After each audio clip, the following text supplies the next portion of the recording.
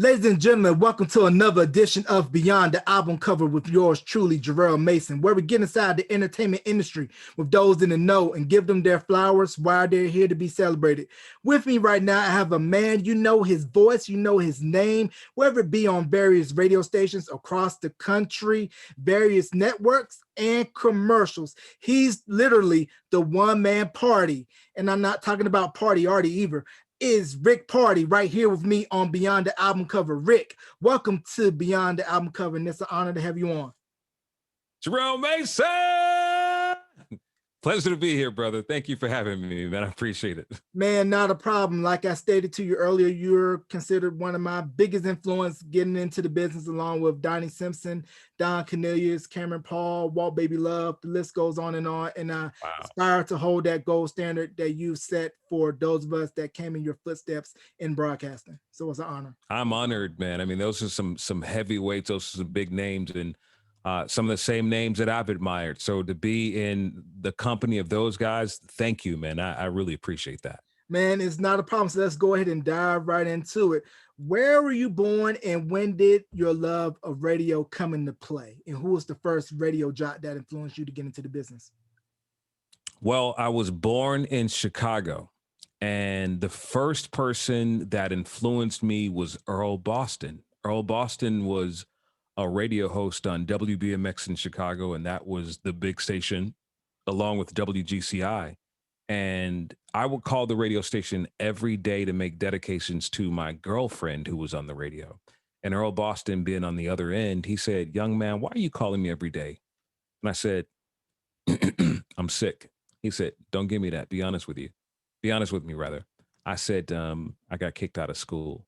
So he sat there and he told me to get myself back into school. So that man taking the moment to speak to me at that very moment just inspired me to not only get back into school, but to register at the Columbia School of Broadcasting.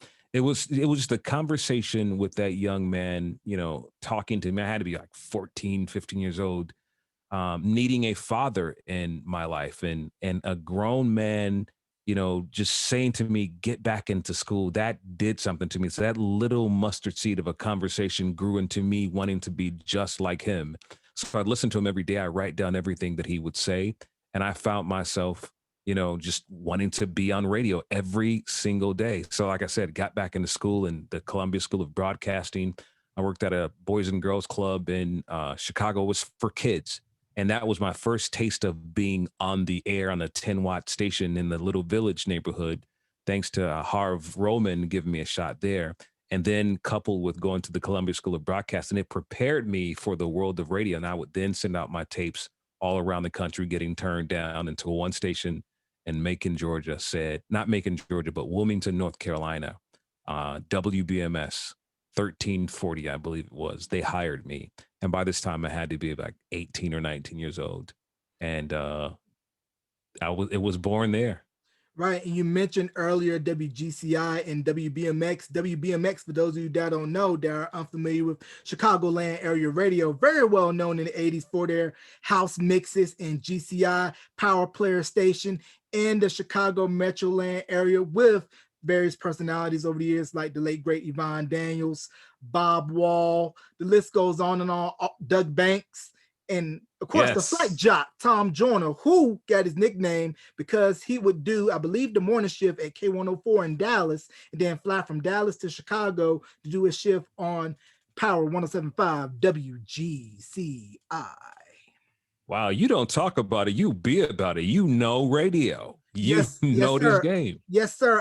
I do my homework. Now, speaking of doing homework, did you ever go back and listen to old air checks from WLS or the legendary WVON, which stands for the Voice of the Negro? And that was the station where Bob Butterball Crane, Herb Kent, the Cool Gent, and a man by the name of Don Cornelius would do fill-in work with voiceovers, and then started Soul Train in Chicago first before taking it to LA nationally. Absolutely. I would listen to WLS with Larry Lujak and all that animal stories he would do. And then I listened to WVON by default. My dad, you know, when he was taking us to school in the morning, he'd listen to WVON, and Lou Palmer used to do Lou's Notebook. and it was Lou's commentary about everything that was going on in the city of Chicago.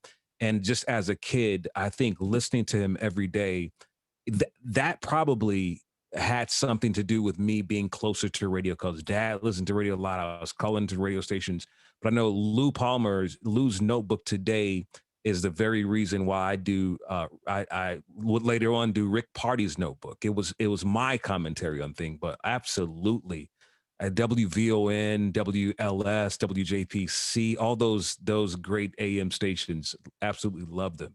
Right, and WLS, home of John Records Landecker and his famous Boogie That's Check. right. Yes. Yeah, because Wow, you there's know your stuff. yes, sir. There's actually a short YouTube clip of John Records Landecker doing a shift at WLS, and Yvonne Daniels was his board op. And this was back in the day when it would be a union station where you would have a board op in a separate room adjacent to the booth, and the jock Mhm. did not operate the board. Now, back when you first came into radio, you literally had to learn how to be tight with the edits on the reel to reel. Now, was it nerve wracking for you picking up that grease pencil, that splice block, and editing that reel for the first time, knowing, oh, if I screw up this edit, I'm done? You know, I got to be honest with you. I first learned when I was going to the Columbia School of Broadcasting in Chicago, and I had an amazing instructor by the name of Jay Bruce Davis. Jay Bruce was a radio personality at WLUM in Milwaukee. He did the overnight show, and he taught me how to walk up posts. He taught me how to speak on commercials. I mean, he taught me how to speak. He taught me how to edit in the Columbia School of Broadcasting. We're talking about a real life real time radio personality who taught us everything that he knew. So by the time I left Columbia School of Broadcasting, which was probably about no more than 2 years, I then go on to Wilmington, North Carolina, and that was easy work for me. Jay Bruce was so good. We were in school. He taught us how to mix music, cut beats, all of that. So by the time I left this school, I was well aware. I mean, I was well aware of how this stuff worked. And if you look at some old videos of me in Miami and in Chicago and Dallas, you see me cutting up that tape really quickly. So I was not intimidated. I was ready for it. You hear me? Yeah, man, because this was pre-technology, people. You literally had to cut every piece and tape every piece. Because think about the master mix DJs back during the heyday of radio, such as Shep Pettibone, Cameron Paul, Latin Rascals, list goes on, and they would have 2+ things of reels of their mixes and be super tight. And then also I got to mention everybody out at K-Day 1580, like Egyptian Lover, Greg Mack, and Julio G, and all of those mix masters, Dr. Dre. Wow. Wow. You're bringing back a lot of memories and some of the stuff. I got to be honest, man. I didn't even know you talked about Von Daniels being a board op for Larry Luke, or was it John Records John Records Landecker? Landeckers at WLS. I'm like, I didn't even know that, but I definitely knew. Wow. Wow. That's history. I mean, you're schooling me at the same time I'm listening to you. So Yeah, I it's like to amazing. consider myself, a historian, and like to study those that came before me and just really do my homework to show that, hey, I know my stuff and I'm not nothing to be taken lightly.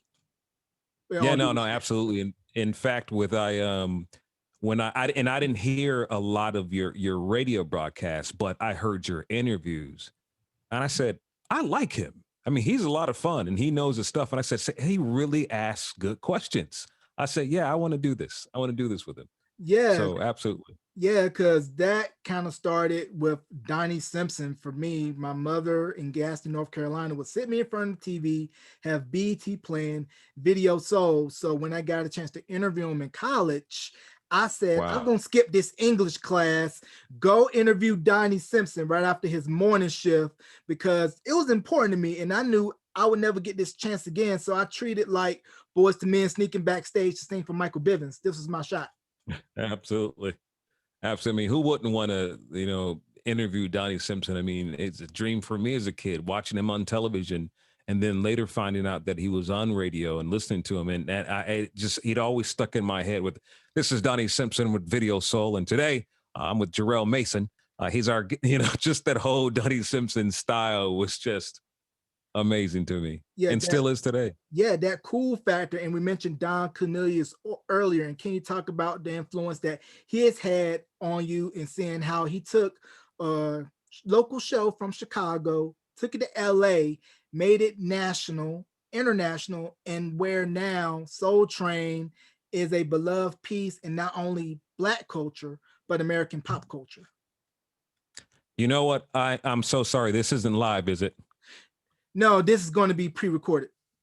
Okay, my son was asking me a question. What was your question again? All right, the question is, can we talk about the impact and the influence of Don Cornelius on you and on the business, and how he took a local show, Soul Train, from Chicago to LA, where it became not only a beloved piece in Black culture, but American pop culture? You know what? Sadly, Don was before his time, and we didn't understand what Don was doing. We didn't understand what Byron Allen was doing in the middle of the night. But when you in hindsight, when you look at the history of Don and what he was doing, I mean, it was remarkable. And I think that's what we miss today. People who actually see the vision, people are who are first, like Don was the first, and he knew that this thing would be so big that everyone would want it, and he could syndicate it. And we try to share that same wisdom with people today. I'm like, listen, we are still so behind. When you look at what a Don Cornelius did, we are still so behind wanting to be on local radio when you can have your own. Don Cornelius taught us that you can have your own, and it starts with what you're doing, Jarrell. It starts with a podcast. It starts with having your own your own YouTube page. I mean, whatever, your own platform. I mean, Don was the first. He showed Black America, this is the blueprint. If you want your own, you create it, and you do something so different, that everyone will want to support it, and everyone will want to buy in it. So Don was a trendsetter. He was a trendsetter, and definitely, I take a page out of that every day when I think about the Dons and just so many people who are doing syndication. I mean, absolutely. Now you mentioned Wilmington, North Carolina. Shout out to everybody in the 919, 919, 910 whole NC. So when you first get to Wilmington and you're like, hmm I can make a name for myself here. And what did that teach you before jumping to that next big market? Um, that taught me, first of all, it was my first time being on a terrestrial radio station. It was an AM station. And it just felt good that people are really hearing me, all over North Carolina, right? Because I didn't know the geography or anything. I was still a kid. I was 19 years old, and um, barely made it out of high school. And my first time on the plane, I mean, I literally had gone from it snowing in Chicago on the plane that my mom and stepfather paid for, to landing in Wilmington, and it's hot outside. And I was like, what the heck is this? This is weird. Um, that for me was the inception for all things big for me. Wilmington, Wilmington really just it it really just paved everything for me, because they believed in me. Raul Brewster was the program director.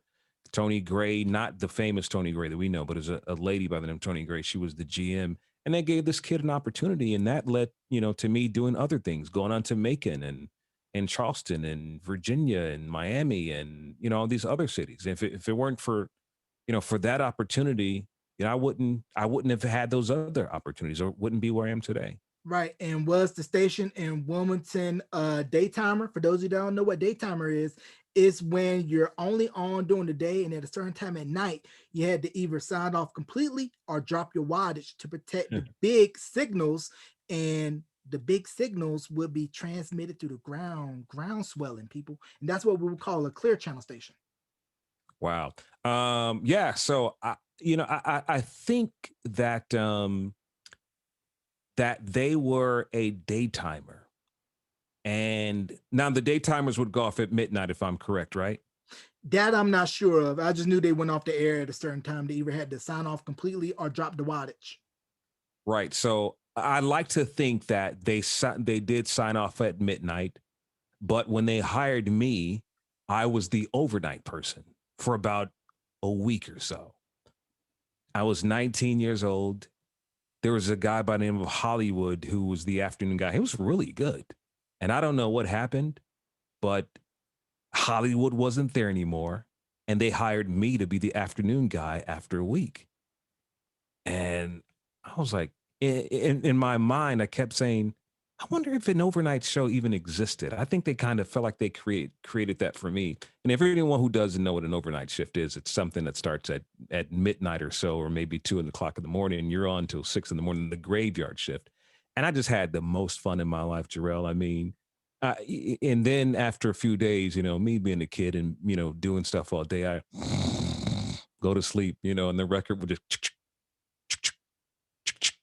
so yeah, it was fun. I believe it was a daytimer though. Yeah, Yeah, I'm doing everybody had their moments where they had on air flubs, or if you know the scene in Private Parts where Howard Stern does an air break, plays the record, and the whole cart rack fell on the record player and the it. tone arm was all screwed up. But for those of you that don't know, in radio business, the overnight slot was where you got to prove yourself and cut your teeth. It's like the minor leagues or the G League in basketball, and then the afternoon, the night, and definitely the morning slot would be considered going to the big leagues. Right. No, absolutely. I mean, that's absolutely what it was. And the funny thing is, even after I was promoted to afternoons, I remember still I would still listen to overnight radio personalities. And because that's where I started. And I knew if I was on the overnight and I thought I was pretty good for 19, there are other people who are good and they're on overnights and they're going to have the same type of success that I had. In fact, I felt that the overnight personalities were hungry. I was hungry and I made friends with other personalities who were overnight personalities, Ralphie Marino being one, who worked at WZOT in Savannah, which was Z102. I met Ralphie via phone. When after Wilmington, I went on to Macon, Georgia, to do the 7 to midnight show. And I find myself still trying to tune into those other radio stations. Savannah, maybe 4 hours away from Macon. I'd listen to Z102. They had great personalities. Chill the Hitman, Dr. Zoom, Ralphie Marino, the janitor. I mean, so many people. And we became friends. We were young radio buddies calling each other, say, hey man, how do you do this? And what bits do you use? And what new effects, all types of stuff. We just talk radio and we'd stay on the phone like all night. They Shane Dwayne as well. They'd be on their ships and I'm talking to them on the phone, knowing that I have to do my shift, later on that day at 7 in the midnight or whatever I had to do in the daytime. But I was such a radio junkie. It was just amazing, Right. And man. this is back in the days where either you went to a lot of the industry trade conventions and you swap stories and swap tricks of the trade, or you would kind Yeah, of just be in your own little silo saying, nah, you're taking my spot. There's only room for one. Now, you mentioned the stations out of Savannah. Now, did you happen to listen to any V103 while down I that way? did. Absolutely. When I worked in Macon, Georgia, I believe that V103 in Atlanta was about 2 hours away from Macon. I believe an hour and a half. So yeah, when I did the 7 to midnight show at Foxy 100 WFXM, on my little transistor radio, I would tune in, barely could get it. I would get V103. And I remember listening to Billy D uh, in the afternoon. Kenny Diamond was at nighttime on V103. Nate Quick would do nights on Kiss 104 with Harry Lyles. That's all I remember on those stations. Mike Roberts and Carol, they were on the morning show at the time. And I believe, no, Mike Mike and someone, because I think Carol did the middays, but I can't remember. And not only that, Jarrell, I also listened to Power 99 in Atlanta and Z93. And at the time, from 6 to 10, it was Domino. You remember Domino? Domino was doing 6 Yeah, to 10.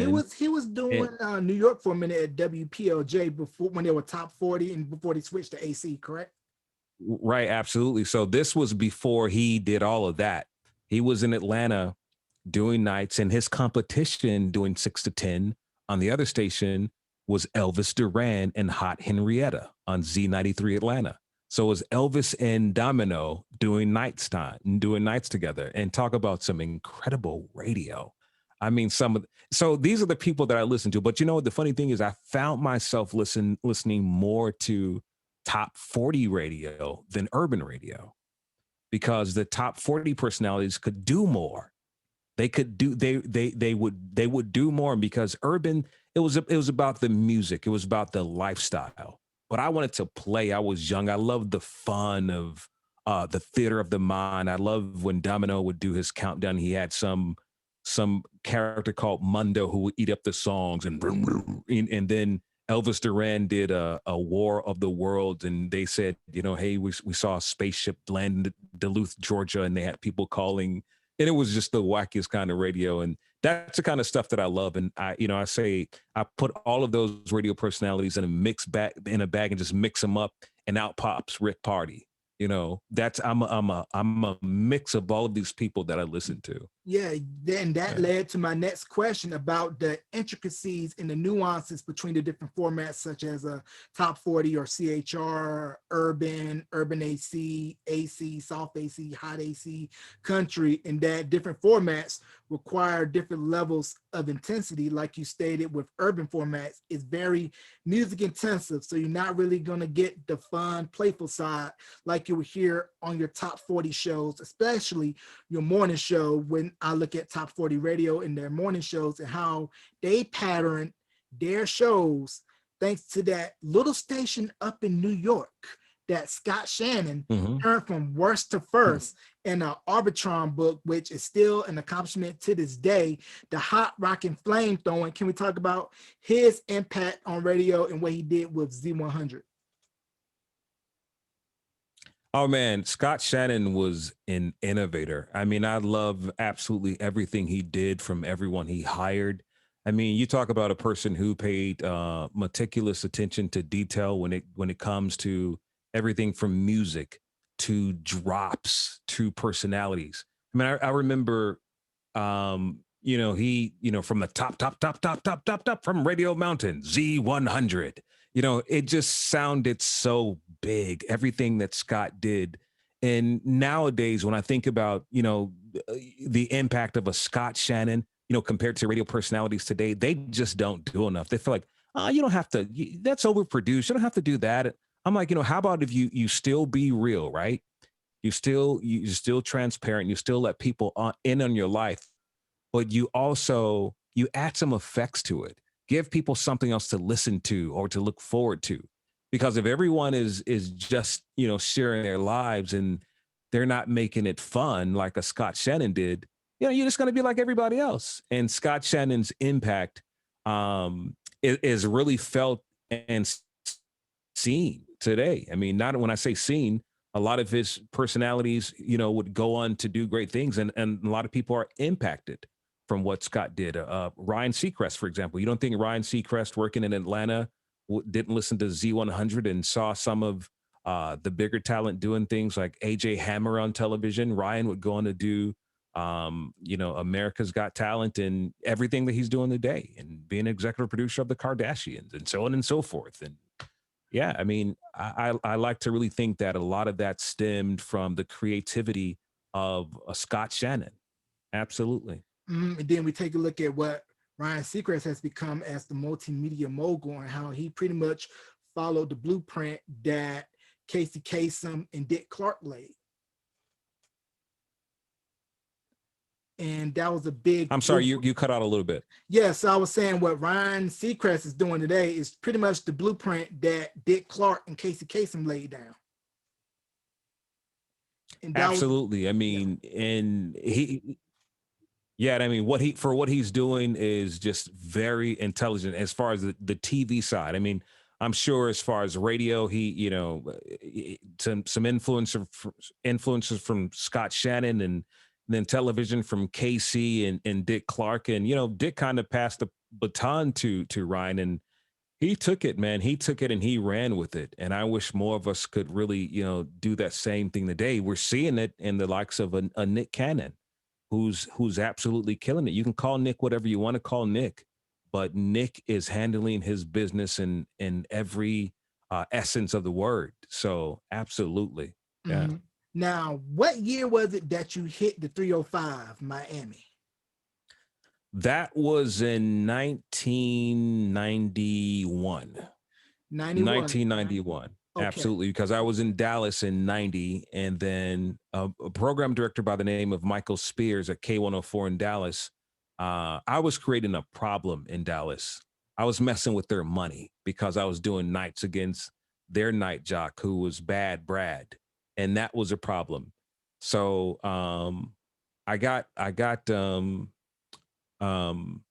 what happened there? Did I can't know, I can't remember. You know what? No, no, no. My contract was up, and Michael Spears called me when I was working on 100.3 Jams in Dallas and said to me, uh, I want to put you in Miami. I think you'd be good for a station in Miami at Hot 105. And at the time, Hot 105 was a kind of like it was an urban station that was beginning to play hip hop.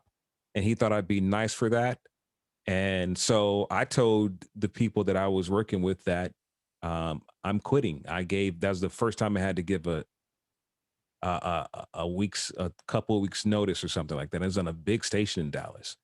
And uh, so after Michael Spears, contacted me, he got me the job in Miami, and that's where it was born. And I joined Hot 105 in 91, and they had gone through a few format changes from urban to hip hop to rhythmic top 40 to hot AC to what they are now, which is urban AC. So in a year's time, we had all of these formats, and I survived every single time. They did a bunch of firing, but I was the one who stayed until I got the phone call to go to Chicago, WGCI. Wow. And that was only about a year. I was in Miami. That's crazy. So the reason why I asked the year in Miami was because you said 91, and you got to look at 1991 from the lens of the music industry, and hip hop was still looked at as underground. But if you look at Miami, especially what Uncle Luke Campbell, Luke Records was doing, and then of course everything that was going on at the U, it was like blackness on full overload. So what was it like for you being in the middle of that with the rise of Luke, Miami Bass, and the University of Miami? Well, it was funny because I would host a Friday night, and I saw some things at a club that I used to host on Friday night, and the club was called Luke's, right? And let me tell you, this was a beautiful club. It was an absolute multi-million-dollar club, state of the art, everything. And oh my gosh, the shrimp. They had this big bucket shrimp. I remember, and even from the bouncers, they wore tuxedos. It was first class everything. But on college night, well, it was a dance contest, and we're talking about Luke style. So they were given, so this is stuff that happened there, and what the women would do to compete for the money. Um, I wouldn't tell my grandmother about it. It was wild to be in there. And let me tell you something. Uh, Luke Campbell was the absolute nicest guy.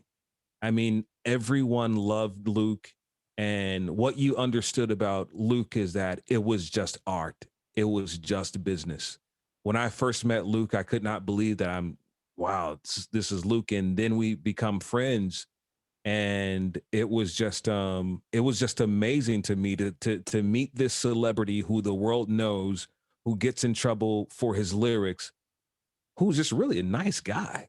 He's just really a nice guy. And it was just a pleasure just to be a part of that and witness that firsthand and have great stories to share about this man who the world demonized.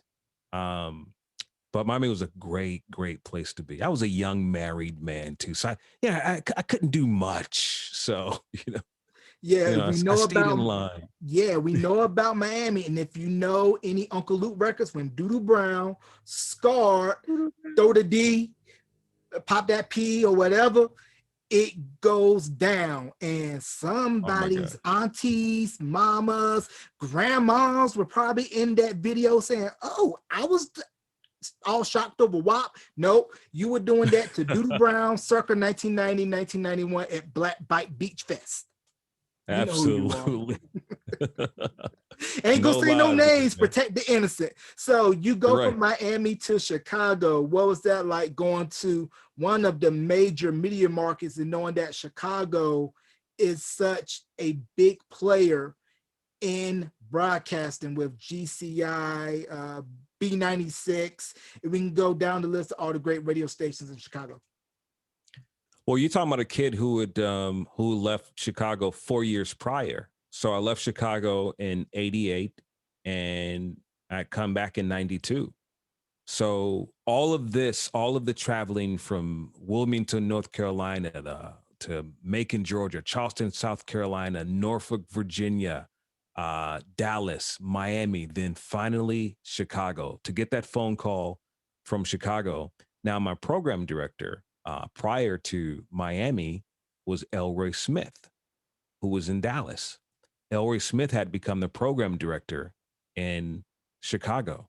And he said to me, "We have an opening. I'd love for you to apply for this job. Send us an air check." Not only did I send an air check, I sent a video air check because California air checks, they videotaped my show in Miami. And you can find that on social media. Um, they videotaped me and I sent that in along with remote broadcasts that I'd done around the city. And they were just so impressed with my presentation. And not only that, I was a kid from Chicago. And they said, "Well, he's from Chicago. He's young. The kids will love him. He's high energy. He's high impact. This is what WGCI needs." So I get hired at the station.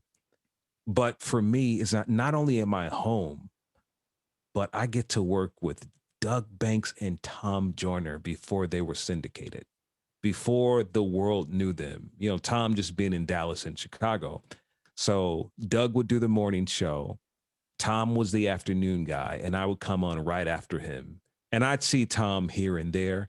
But let me tell you something, working on that station, being part of the big three, I still felt like I was having a fanboy moment. Like, oh my God, like I'm working with Doug Banks and Tom Joyner. Yo, like they were so big, Jarrell, that when people would see me, they go, "Oh my God, Rick Party, what's up, man? Hey man, how Tom Joyner and Doug Banks doing, man? They cool, man." They don't really care about me. It's about Doug Banks and Tom Joyner. So that experience as a young man, it was completely mind blowing. And I don't even really think that I knew I don't think I knew how big that was. I just knew that I was on WGCI. That's all I knew. But I didn't realize how big that was. Only in hindsight, when people still today tell me about how they listened to me on WGCI 30 years ago, that's kind of like, wow, that's something. It's something, the impact that you leave. I mean, that was an absolute great feeling for me, man. And I Still want to, surreal. yeah, and I want to circle back to NC real quickly. Did you ever catch a listen to WQOK K97.5 or have talks with Cy Young, Thomas Hill, the late Wax Master Tory, Wink Moody on duty? Yeah. Well, Waxmaster Tory, aka Trey Black, he was working at WLLE. I think those were the call letters at the time. And it was an AM station. I don't know if this is before QOK or after QOK, but I remember the legend of Wax Master Tory. Everybody would talk about him, how he was a rapper and how he was a DJ and how he was a radio personality. That's all they would talk about. And I never met him when he was there, but later on in life, we'd catch up and we'd become friends. And this is when Trey was probably, Trey Black, Wax Master Tory was Trey Black. He'd gone on to work at JLB in Detroit and 92.3 The Beat in LA and Power 105 in New York. We had become tight then and become friends, and we share ideas. In fact, we made an air check together. We were going to do a syndicated show together. We made an air check together back in 2003. We made in 2002, we made an air check together. And I just so happened to get a job in Miami again. This is my second trip in Miami. And that went out the door because I got a job in Miami and he was on the beach. We were both on the beach at the same time looking for jobs. And then he'd go on to New York. So, but we remained friends. But the other people I never got to meet, heard the legends of Cy Young and all those people, but never got to meet them. Yeah, so about Wax Master Tory, I'm going to tell you something that's going to blow your mind. I found this on YouTube. It's an air check from when he was doing radio at Magic 88 WKNC, that's NC State's radio station, where he's DJing, doing his music showcase show, which was where he would later take over to WFXC Foxy 107. This was before they switched to Urban AC, then got the 104.3 signal from Katy Country near Tarboro, and you got Foxy 107, 104. But the reason why I say that is because also on this very clip, you have a young DJ Nabs. Wow. Are you serious? Yes, sir. A young DJ Nabs, before he went down to Atlanta, he's cutting on Wax Master Tory's music showcase show. I believe it was around 85, 86 on Magic 88 NC State's radio station. It's on YouTube. My goodness, man. You just never know how people are connected. I mean, DJ Nabs is somebody I got to know as well when I lived in Atlanta. And wow, Trey and I were really good friends. God rest his soul. And I still speak to his mom today. We talk on the phone. We send messages on one another's text threads. Wow. Small world. Yeah, it is a small world after all. Yeah. And we were talking about master mix DJs earlier, like Shep Pettibone, the Latin Rascals, but Cameron Paul made a huge impact for DJs in the way that they do mixing, because if it wasn't for his mix of Push It, we might not have heard of Salt and Pepper, and that became the big hit that we know of today. And I had the pleasure to interview Cameron Paul. And can we talk about the skill set of DJs like him, Latin Rascals, and a lot of those BMX DJs, and how their mixing changed the game, not only for radio, but for all DJs that were later come, like a Funk Master Flex or your Ron G's or anybody that stepped foot in a radio station to attempt to do mixing? Yeah, for me, as a teenager, I remember sneaking out the house and coming in late to go to these house parties when the Farley Jackmaster Funks and Mickey Mixon Oliver, Ralphie the Raz Rosario, Mike Hitman Wilson, Scott Smokin' Sills, all these big names in Chicago, and appearances from Frankie Knuckles would come to Chicago. I mean, they just trade DJs back and forth and all over the world. And music was the phenomenon. I mean, house music was it. This is all, teenagers would listen to. Our house parties were like raves. I mean, it was a complete lifestyle, and it was just about the music. When house music existed, there were no fights because there were no lyrics to kind of get you amped up. It was just all about love, and it was all about life, and it was all about being in the moment and just, going to get something to eat when the party's all over. But still to this day, Scott Smokin' Sills, and especially Mike Hitman Wilson, and Farley Jackmaster Funk, they're all good friends of mine today. God rest Farley's dad, who just passed a couple of weeks ago. And he's still a good guy. In fact, he's opening up a store in Chicago on the South Side. It's called, I think it's called Farley's or something like that, where he's selling actually classic house music. So they had a big impact. It made everyone not only want to be on the radio and become a radio host, but everybody wanted to DJ. That's just how big it was. We all wanted to try DJing. So you can better believe on my side, a lot of records got scratched and a lot of needles were broken because I didn't know what the hell I was doing. So. Right, because if you listen to those cuts by Chip E, Bad Boy Bill, Jesse Saunders, On and On, which is considered to really be the first really big house record from Chicago to really blow, and Love Can't Turn Around. We can go on and on, all those great classic Chicago house records that go good, just like a Portobello's hot dog and a deep dish pizza. What? You are probably the most researched interviewer I've probably ever been with. I mean, listen, I just did an interview today with Lloyd Floyd, and I thought he was researched, and LaDonna Ray, but you, wow. I mean, you hit everything. My gosh. Yes, sir. I like to know my stuff and be well prepared. The proof is in the pudding. Yeah. I'm thinking I'm gonna have to hire you for my radio show producer or something, man. Amen.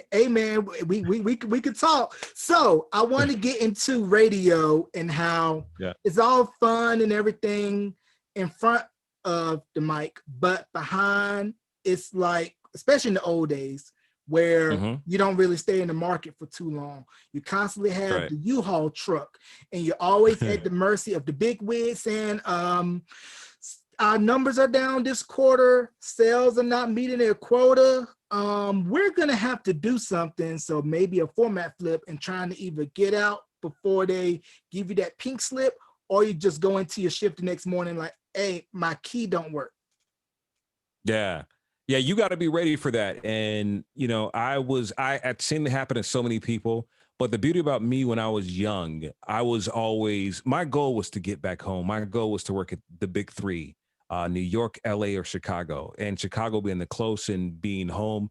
That's all I really cared about. I mean, I was home. The other ones, seemed enticing. I'd been vetted by all of these other big markets, but to be in Chicago, my luck would then run out when I got into Atlanta at V103 because I was ahead of my time, and I didn't follow the rules, if you will, so I thought I was a young Howard Stern. So I would do things that the program director didn't like. And while my ratings were high, they said to me, we love you, but you're more of a liability than an asset. And that was my first time feeling like, whoa, what am I going to do? And I didn't like that feeling. So from that moment on, I always prepared. I was very comfortable and happy in Atlanta. I didn't need to even look for another job. In fact, I didn't look for another job. I hadn't made any air checks to send out. I always saved my air checks. But from that moment on, it taught me not to get too comfortable. So I got back to sending out air checks and doing that so that it wouldn't happen. And I would always say to other radio personalities, listen, if this is not your home, you should always save for a rainy day. Save because you won't be getting that paycheck, and save if you got to move, because you may have to move. The worst thing in the world is to call someone and say, hey, I need money with a mover. But you should always have that to the side. You should always keep money to the side in case you're going to have to move. And that was the biggest lesson, I learned. And, sadly, I got comfortable with moving after a while. But, I can finally say now, things are a little different. I've chosen this time to sit it out and just enjoy life a bit, and work from my dwellings at home. So Right, because I can picture jocks across the country feeling like Steve Perry and Journey and Faithfully, where the road is no place to start a family because you're constantly moving. And if you have a family, they got to bear the brunt of, well, I just got to let go. Let's pack up the U-Haul and move. And it really takes a toll if you got a family when you're constantly bouncing around city to city, town to town.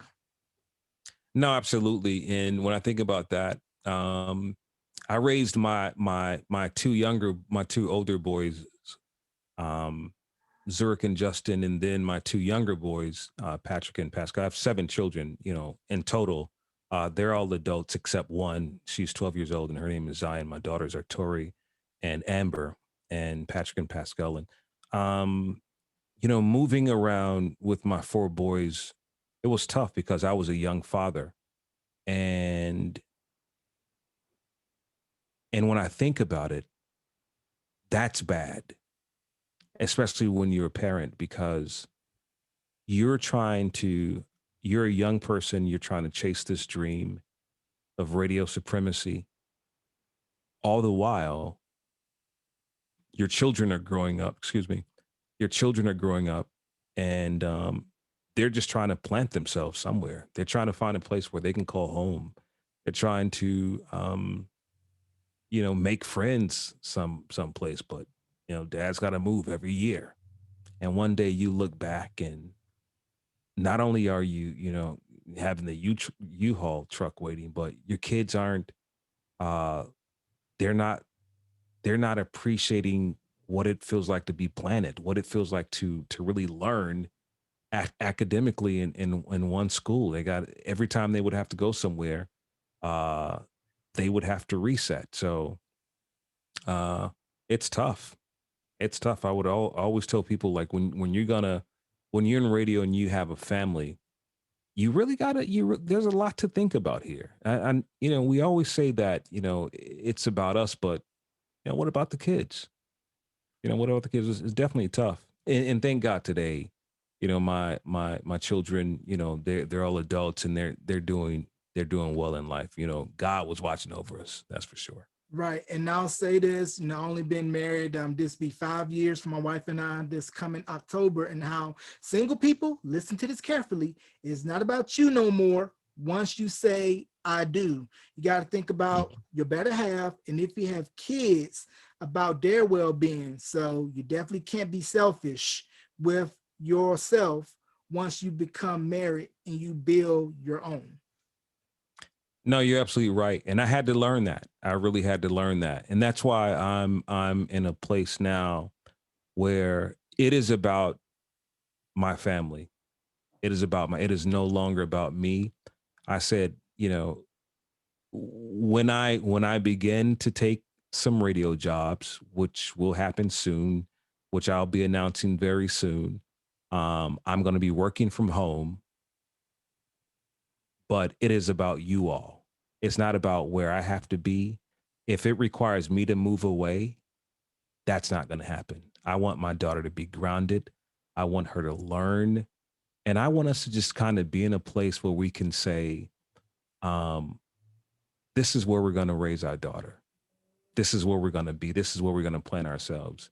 And if we have to go somewhere, um, we have to go somewhere. But, I'm not going to have a U-Haul truck waiting anymore. There's a part of me that will, still do radio, but I'll have the headphones hung up rather than me using them all the time, spending time with my family, because they matter most.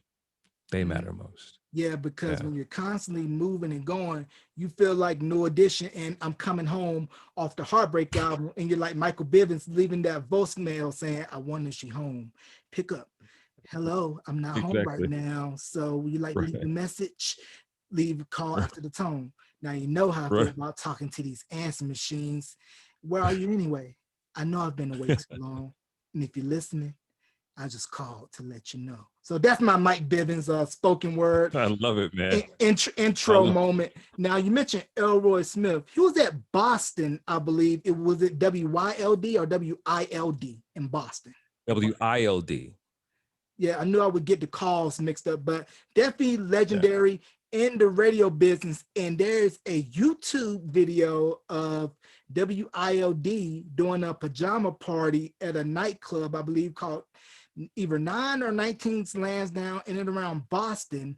And this was when Maurice Starr, coming off of his split with New Edition, he was not putting together, I should say, pushing out into the forefront for their humble beginnings, a five-man group that will later change the face of pop music, also with R&B sensibilities, taking the influences of New Edition and really magnifying it times 10, 20-fold. New Kids on the Block, and they're performing at a small rinky-dink nightclub in all Air Jordan tracksuits, and how WILD was really one of the first stations to really give them their break before pop really caught on. I mean, they're the only pop group to do a bootleg video for BET. Wow. You look at my Wow. interview with Danny Wood, he explains the story of how that first version of Please Don't Go Girl became to be only on BET. That's amazing. I love that song. We're talking about New Kids on the Block, right? Yeah. Yeah. Oh my God, I love that song. I always felt like New Edition had some type of influence on New Kids on the Block. In fact, I remember us playing that song in Charleston. That's just I'm just amazed. I'm just really amazed at everything that you know when it comes to music and radio. And I'm sitting here like a student in class with my pen and paper, just jotting down, mental notes, if you will. So it's Right. amazing. Right. And I'm going to give you a backstory on Spread My Wings by Troop, RIP Reggie Warren. I interviewed Chucky Booker, and Chucky Okay. told me Turned away. that Turned Away was originally supposed to have been a Troop record. Are you serious? Yes, sir. But what Wow. happened was he played it for Sylvia Rome, who was head of Atlantic at the time. And she said, nope, this is going on your album. And he tried to tell her, no, this is for Troop. And she was like, nope, this is for you. And when he told Troop that, no, Sylvia says it's for me, they're like, we want a song similar. And that's how we get Spread My Wings. And then I asked John and Rodney when I interviewed them on separate occasions, and they both confirmed that Turned Away was originally supposed to have been for Troop. Wow. Wow. And so did Chucky spread my wings? Yeah, wrote and produced Spread My Wings for Troop, but then Clark Kent did the remix. Oh wow. Wow. Chucky Booker.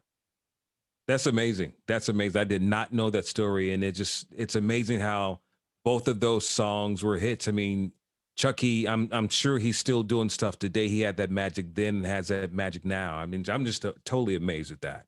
In the early 90s, can we talk about how the impact of New Jack Swing and how R&B and hip hop was crossing over to the pop charts, and how a lot of the top 40 stations would have this churban feel where urban presentation in terms of music, but top 40 sound with the jocks?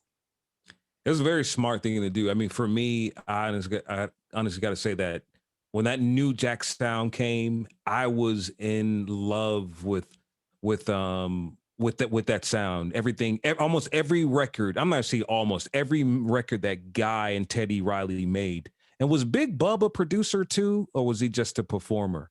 Big Bob, songwriter, then of course in the group Today. Right, right. So and I remember they made that song with Big Bub and then Heavy D and Janet Jackson and all these jam with Michael Jackson.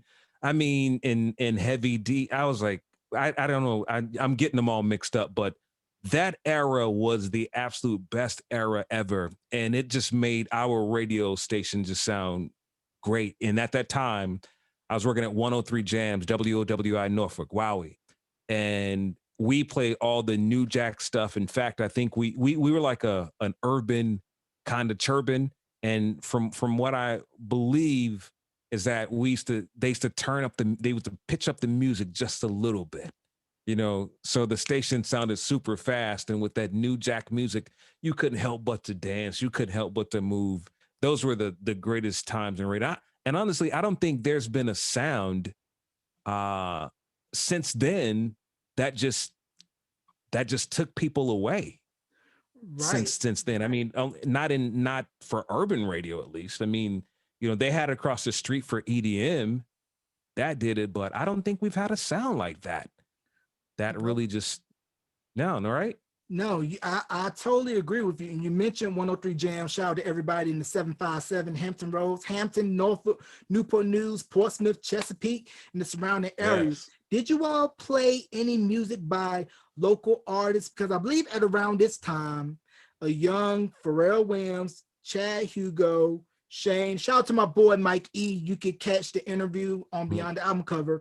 Young Neptunes, and then Timbaland, Pharrell, they were in a group called SBI, Surrounded by Idiots. And this was before Neptunes got on with Teddy when he had Future Studios in Virginia Beach. And then Timbaland hooked up with Devontae. And then, of course, Missy followed, and they went up north with Devontae to form The Basement, where you had Tweet, you had Player, rest in peace, Static Major, and a young Genuine before he broke out solo on his own with Genuine the Bachelor, and I believe 95, 96.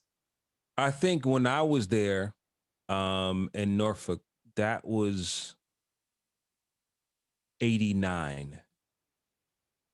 89, November 89 to September 90. But for me, my experiences were short and they were powerful. So when I was there, I had to be about, I don't know, maybe 21 years old. So these guys were probably teenagers, I think Frill is actually kind of close to my age because I'm 53. He may be kind of close. He looks young, but I think he's somewhere close to my age.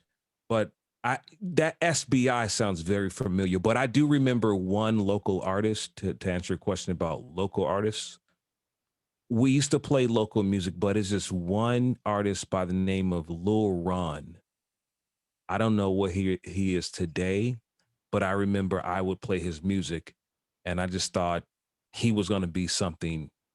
I don't know where he is today. I don't even know if he changed his name. It could have been, it could have been Magoo. I don't know who it was, but he had a Magoo sound. So I don't know who Lil Ron is today, if he's around today. But I've always said, I wonder if that's Magoo, as an adult. I don't know. But yeah, as far as local music, I tried to play local music. People would come to the radio station and they drop off their LPs or their 45s, and we try to get them on their cassettes. But those were the times, man. Honestly, I loved supporting local artists. Even in Chicago, I used to do something called home jams. I've played local homegrown artists. I mean, I love supporting local music. So pretty much they were getting their EPMD on, saying, please listen to my demo. Please listen to my demo. Absolutely. I mean, I loved it. I miss it. I mean, because you never know, and that, who that diamond in the rough is going to be, who that needle in the haystack is going to be. They're all out there. I mean, we all have to start from somewhere, Yeah, and you mentioned all the different stops that you made in radio. And can we talk about how the playlists at various stations vary from market to market? Because like in Miami, you could play, if it's clean, a 2 Live Crew record, definitely late at night. Or in Dallas at K104, circa early 90s, Ron C and Trendsetter. Right. Well, in Miami, definitely we can play Luke, and we played Luke, we played Poison Clan, we played Slick Rick, not Slick Rick, what was the guy's name? You're a music historian, Rick, I can't remember the song, Baby Daddy. What was his name? T-Rock and the Biz. Wait, not T-Rock and the Biz. What did Rick, I can't remember Rick's name. Oh my gosh. Anyway, they were all huge. and we played their music, and it felt good to be in the midst of all of that. Now in Dallas, I didn't. We really get a chance to play Dallas music because 100.3 Jams was kind of like a churban station, if you will. We were playing songs like um, Stevie B. We were playing Groove is in the Heart. We were playing. We, they were doing the churban thing while K104 was the urban station that would play some homegrown artists. But in Chicago, it was different. We played Chicago artists, so we definitely played the R. Kellys when he first came out, Vibe and Honey Love and Twisters and Common Sense before Common was common. The Brat, Crucial some of those Conflict. artists, just name some artists that blew up. What's that? Did you all play any Crucial Conflict before Hey blew up nationwide? Absolutely. Crucial Conflict. And how could I forget them? Those are my boys today, Wild Style, and those guys. I still speak to them today. In fact, Crucial Conflict and Fusky was their girl group. They did they did my theme song. Wild Style produced my theme song. He was a teenage producer, and he produced the entire theme song that would come on at 6:00. And they would share stories about how Bone Thugs and Harmony didn't like them because they had the same style. So I rocked Hey. I mean, I like to think that I was the first person to put that on the map, put that on the map in Chicago, because I really messed with the homegrown artist. And when people would see me, they wanted to give me their music. And, I wasn't saying no. I couldn't play their music during the regular format, but on the segment I had called Chicago Home Jams, I would play the music. And I didn't realize then what that really meant to the artists. So it took me a while to understand that this is a matter of life and death for a lot of people, especially growing up in Chicago with the violence and gang violence. Like, if you can get me on and I could make it, that means that I could move away from here. That means that, I can earn a living for my family. So I always try to keep my word. And if I didn't, I'd find a way to make up, because you never know what that little mustard seed of service, could do for a person. Just that little one thing could do for a person. So I always try to keep that in mind when helping local artists. Right. And you mentioned how back in those days, the DJ was king, where your record got played during that time of the shift. It was a big deal. And we're seeing with the age of streaming, podcasting, and how the jock and radio in particular doesn't really hold that same cachet like it did 20, 30 years ago. And how do you think radio and broadcasting in general find its way and center itself in the new streaming digital age, where anybody with a Wi-Fi connection and a mic can do it? And how can it find its place? I think radio is going to have to really just take take the guards off. You're people want to hear people talk. They can hear streaming music anywhere they want to hear streaming music. I think the mix of music and people isn't such a thing like it used to be. People still love music, but now we know people don't want to hear people talking over their music.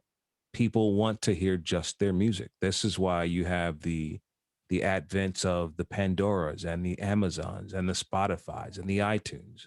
People can listen to music now. It seems like nowadays it's a little intrusive for people to talk over music. This is why a lot of program directors are saying in a lot of top 40 stations, hey, keep it short, keep it 10 seconds, keep it 15 seconds, get in and out. Don't talk over the music. Don't talk up to the post. Just give me 15 seconds. Don't talk on the end of the song. Just get in and out. Radio, they're going to have to let off the guards and allow people to speak.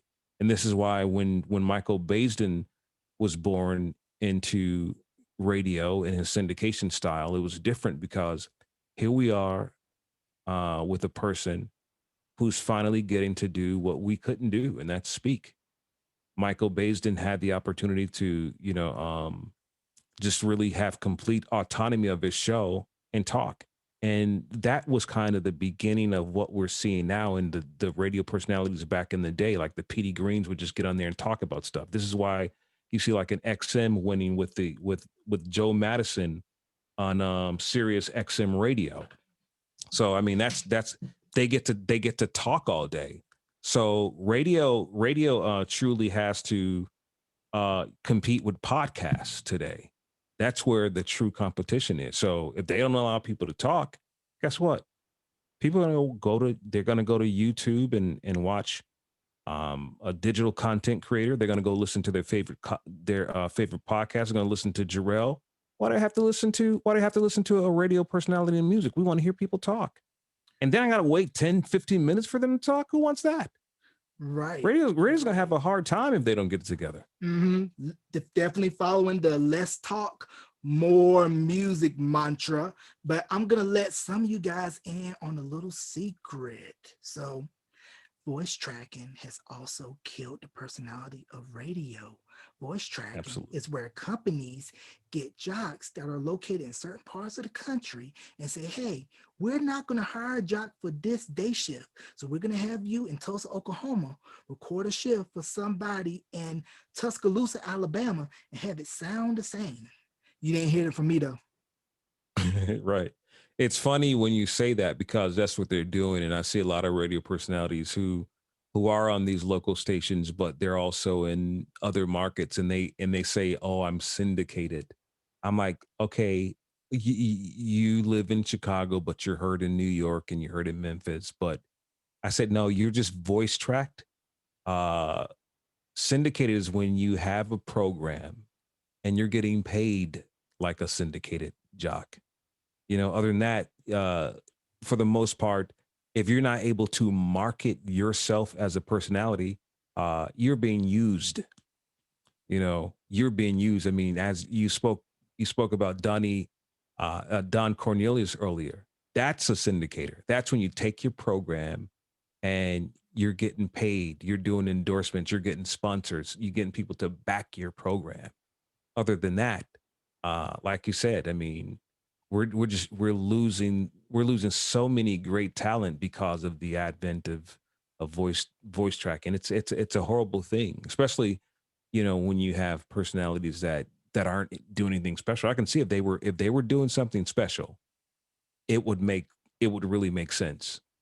It would really make sense if they had someone doing something like the Breakfast Club or whomever else is out there, doing radio, other people who meet radio hosts who are actually meeting podcasts by allowing us to hear more content, speaking content rather than music. So it's the Wild West out there and radio's in trouble. Right. Yeah, because radio is getting done no Vaseline style. You know what I'm talking about. If you know, Ice Cube, no Vaseline. And you can also find my interview on YouTube with the late Jerry Heller and how he got squirmish when I asked him about no Vaseline. He ducked and dodged that like a dodgeball coming at you 90 miles per hour. You are listen, you are actually a pleasure to be with. I'm gonna have to be in touch with you. You're a lot of fun, and you're just your knowledge of music, radio is definitely unmatched. Definitely unmatched. I appreciate that. I take it as a compliment. And before we wrap this interview, what are you doing now? And then also, I'm curious to know, did you come into the game when you had to have that FCC license? Yeah, I actually had to have an FCC license. I don't know where it is today, and I wondered like why did they stop doing that? Because now they just let anybody on the radio today. They let people who don't even know what an FCC license is. People don't know what even a transmitter is or what it's like to write your discrepancies on logs and all the stuff we had to learn then. It's so different today. Um, yeah. Well, now what was your question prior to that though? Prior to that is what you got going on these days, but I Oh, want to share something with you really quick before you get into okay. that. Man, I did small market radio, started off doing board hopping for Russ Parr in the morning from 6 to 10, and also running local high school sports, college sports when it wasn't automated, taking transmitter log readings, maybe cutting a commercial or two. So small market radio, for those of you that still want to get into this business, is definitely the ground where you can cut your teeth, learn how to do everything. And also, sales is where the money is. So get some nightclub ads, get a consistent car dealership that will bring you the money every month so that your commission check can be nice. Once again, you ain't hear that from me though. Now it costs you $19.95 plus $4.95 shipping and handling. Call 1-900-555-1111. Sorry, no CODs. I love it. Yeah. So what I have in plan, of course, after my syndicated show, I'm now getting to do things the way I want to do. I have the Rick Party show with Natasha Simona, a young lady that I met on Clubhouse about maybe 7 months ago or more. I was in the midst of doing this show and thinking, I was saying to myself, do I really want to do radio the way I've been doing radio? And I decided that that's not what I wanted to do. So when this show ended, my nationally syndicated show, actually happy and relieved, and I had already been speaking to Natasha Simona, and I said, "Hey, would you like to become my radio co-host?" And she was like, "Yeah, I love to." And you're talking about somebody who's incredibly funny, who's incredibly well read, intelligent. I mean, she knows about everything. And when you're with her, there's not one, there's no silence. I mean, I remember I was on a room with radio hosts and it just got silent. And she's like, "Wait, hold on." She's right here. "Natasha, what did you say to the room of people when it was silent? Can you let Jarrell know, please?" Oh my God. She just called me Jarrell just now. Do you remember that moment when it was very silent on the stage? Mm-hmm. I'm so embarrassed right now. Don't be. I think I don't quite remember what I said, but it was just really like I just couldn't believe that everybody was so silent. Like, really? Nobody's gonna talk? It was a room full of, people who talk for a living and they just could not figure out what to say. And I was like, really? This is dead air? And people started laughing and I just started asking people just the most random questions to get the conversation going. Yeah, and that's the kind of stuff she does, Jarrell. And I tell you, I felt like I was in a place where I knew I wanted to do radio, but I didn't see myself doing the team thing anymore. But when I met her, I said, she's revived me. She's resuscitated me in a way to just really want to just give it one more shot at doing this team thing. So she's been hanging out with me, and she's my secret weapon. I like to call her my secret weapon. So the Rick Party show is what I'm working on. I'm about to announce a new radio station we're going to launch with very soon. But more than that, like I said before, when it comes to radio, and radio's in trouble. And if radio hosts don't get themselves a podcast, or they don't, they don't, get a digital platform on a YouTube. If you don't understand, you know, autonomy and monetizing and building relationships, you're going to be in trouble. I mean, I'm listening. I'm listening to you tell me that you've interviewed all of these people. I'm like, he gets it. He understands it. So I said all of that to say is that Natasha and I, we're not just waiting on radio stations. We're having fun on these digital platforms. We've built the YouTube page. It's growing, and we're just constantly just putting out content all the time, and that's where it is. And I'm looking forward to it, because the beauty about it is that we can just stay home and do it. Right? I'm in Florida. She's in LA. and it's all good. Yeah, it's So all about that's what we're doing. expanding that brand. And like James Brown said, I don't want nothing done for me. Open up the door. I'm going to get it myself. If they don't have a door for you, you build it.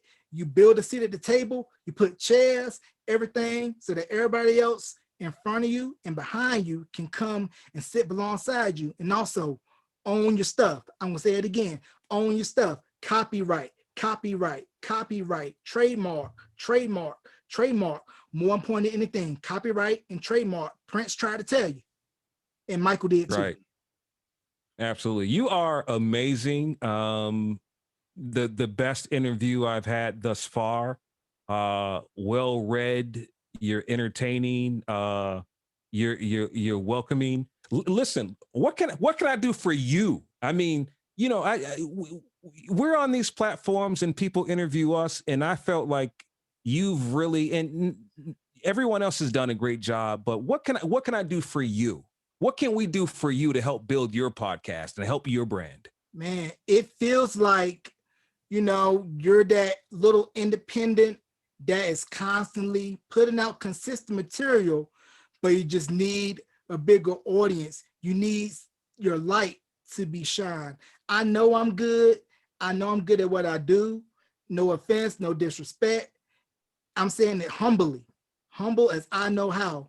I've been putting in the work since I was 18 years old in college, getting up at 2 o'clock in the morning, doing an air shift at WAG 103.1 FM, doing board op at WYTT 99.5 Jams. 3 years ago, started this podcast because I want to share my love of music and interviewing skills for the people.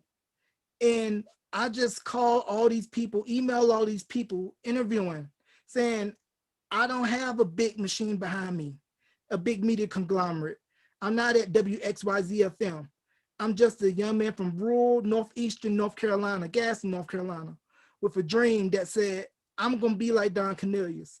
I'm going to be like Donnie Simpson, studying Jet's top 20 albums and singles charts, soaking up every music magazine that I could to one day say to myself, I've been preparing for 18 years off and on. This is the harvest that is coming. The full fruition that started in 2004 on the campus of UNCG. I believe that my time is coming, and it is, and everybody better be prepared for it. Listen, I didn't hear one lie that came out of your mouth. Everything that you said is pure facts. You are amazing. Your time is now. Like, you're here. This is why I'm a giver. I like to help people. So when I say, like, what can I do to help you? Whatever, listen, you name it, whatever I can do to help you grow your podcast. I mean, if you need some extra equipment, whatever I can do to help you, I want to help you. Hell, I want to bring you on my team if I can, as we're building. You know, listen, I said, I'm going to tell Natasha, I'm telling you now, we got to have Jarrell on our team. I don't care what you say. I'm with it. Yeah. I love his energy. Yeah. I really do. I mean, he's well read. I mean, is a motivational speaker, radio host. I mean, man, you're amazing. You said what'd you say, Natasha?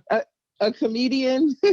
Yeah, I mean, he is really, really amazing. So listen, Jarrell, whatever I can do, it is my honor. I called you from my phone number. That is my phone number. So call me anytime you want. You don't have to dance around it. You can send me a text. You don't have to say, I'm sorry for calling you or sorry for bothering you. You're not bothering me. I want you to bother me. I want you to call me and ask me any question. I want to be able to share ideas with you. We love being around like-minded people. And I want more people to experience what I've just experienced with you for the last hour and a half. You are nothing short of amazing. Amazing. Thank you. And it's very, very humbling. And before we conclude, do you have any shout outs you want to give before we wrap, and also plug social media? Well, listen, you can Rick Party. I am Rick Party on IG.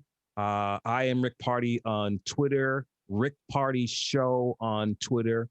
The Rick Party Show on YouTube. and Facebook and IG as well. And I am Natasha Simona. You can find her everywhere. That's my co-host. But the Rick Party Show is our brand. Also on Clubhouse, those same names, and voiceover, just simply voiceover. There's a club. We teach voiceover on Friday nights. But most importantly, everybody follow Jarrell Mason's podcast. It's called, what is it? It's called What's Beyond the the correct- Album Cover. It's located on all streaming platforms, and you can go to my YouTube channel of the same name, Beyond the Album Cover, and the Facebook show page, facebook.com/Beyond the Album Cover. Tell a friend to tell a friend. Go ahead, Rick. Absolutely. Send me all of your information. I'm going to share it with you. And this was an amazing experience with you. Thank you so much for having me. I am honored to be on your platform. Thank you so much, brother. And I truly, truly mean that. These are not just words. I truly mean that. And I'm going to say something else before I go.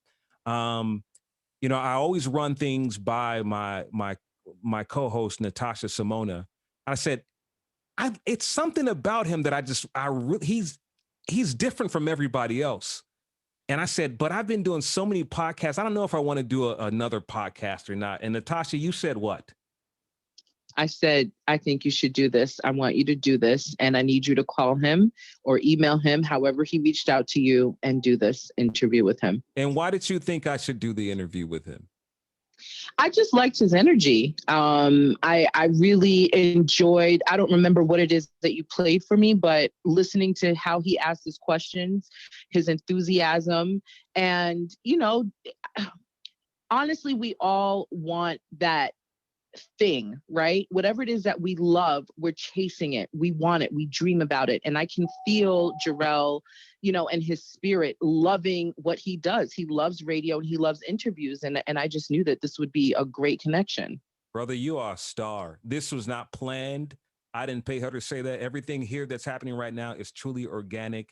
And we cannot wait to watch you grow. I am here. If you need me, you've got my number. Lock it in. Let's be friends. Okay. Yes, sir. Most definitely. Turn the station, rip the knob off. Rest in peace, Ernie Anderson. Ladies and gentlemen, the one, the only, the incomparable Rick Party. Catch him on all his platforms and wherever you stream. Rick, thank you very much for coming on to Beyond the Album Cover, and this definitely won't be the last. My pleasure. Thank you for having me. Yes, sir.